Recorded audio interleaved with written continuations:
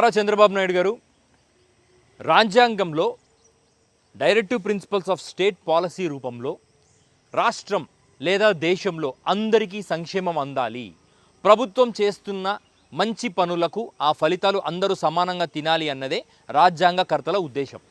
కాబట్టే సంక్షేమ పథకాలు మీరు అనౌన్స్ చేయగలుగుతున్నారు. వాటిని నమ్మి మేము కూడా మీకు ఓట్లు వేస్తున్నాం. ఏదైనా సంక్షేమ పథకం మీరు మాకు ఇస్తుంటే అదేదో జాలితోనో దయతోనో మాకు భిక్ష ఇస్తున్నట్టుగా ఫీల్ అవ్వకుండా నిజాయితీగా సంక్షేమ పథకాన్ని మీరు అలాట్ చేయాలని నేను కోరుకుంటున్నాను. రాష్ట్రంలో ఉన్న మహిళా జనాభా ఏంటి? రాష్ట్రంలో దాదాపు 2.5 కోటి నుంచి 3 కోట్ల వరకు మహిళలు ఉన్నారే. అటువంటి మహిళలకు మొత్తం రాష్ట్రంలో తిరగడానికి ఉచిత బస్సు ఇస్తామని హామీ ఇచ్చారు కదా.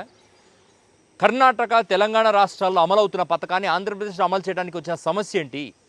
కేంద్ర ప్రభుత్వంలో మనము ఎన్డీఏలో భాగస్వామి కూడా కదా. దానికి అయ్యే బడ్జెట్ ఖర్చు ఎంత? వెరీ మినిమల్ ఖర్చు.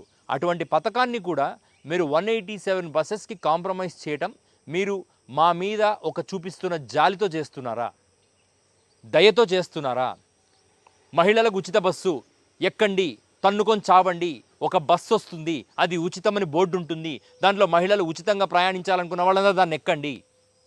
సార్ నేను చెప్తున్నా, ఒక బస్సు వచ్చి అది ఉచితం కాబట్టి దాంట్లో పోరాడి తన్నుకొని ఎక్కాల్సిన అవసరం మహిళలకు లేదు. మహిళలకంటూ ప్రతి బస్సులో ఉచిత సౌకర్యం కల్పించాలని నేను కోరుకుంటున్నా. మహిళలు ఫ్రీగా తిరగటానికి ఈ ఉచిత బస్సు సౌకర్యం అనేది చాలా ఉపయోగపడుతుంది. వాళ్ళు కూడా సమాజం పట్ల ఒక ఎక్స్పోజర్ రావడానికి వాళ్ళకు ఉపయోగపడుతుంది.